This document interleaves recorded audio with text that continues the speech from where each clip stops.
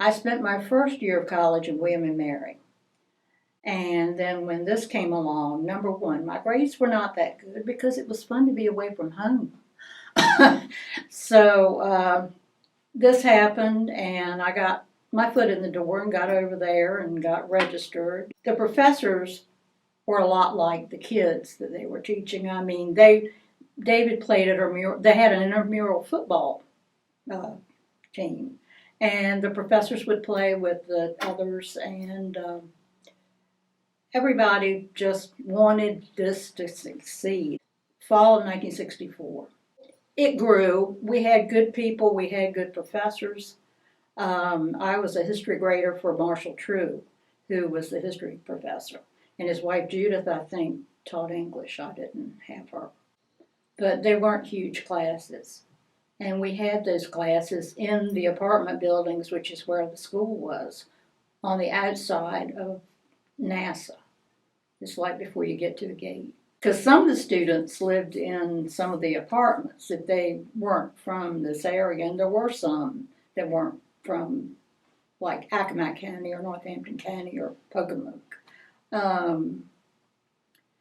But it was just very laid back, and there wasn't a whole lot of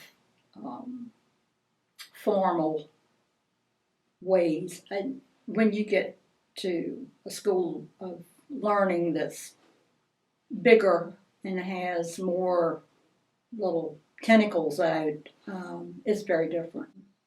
David and I met within that group. I did not know him, even though he was in Hancock and I was in Chincoteague. But we met there in the fall and got married on January 23rd, 1965. 66, excuse me, 66. We've been there for, I guess, a year.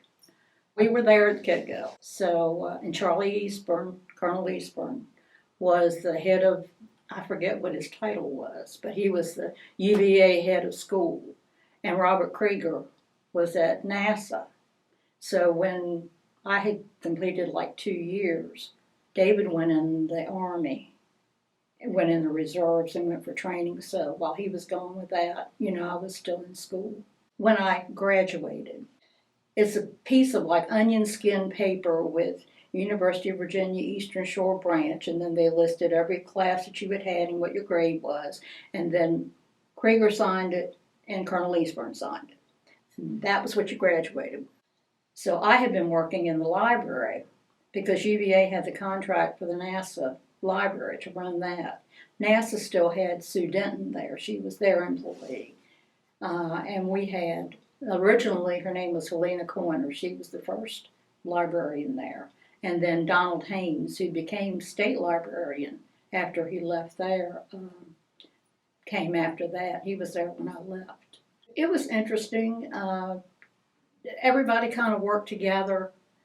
You didn't have a lot of the structure that you would have in a large school, but it was a good group of people.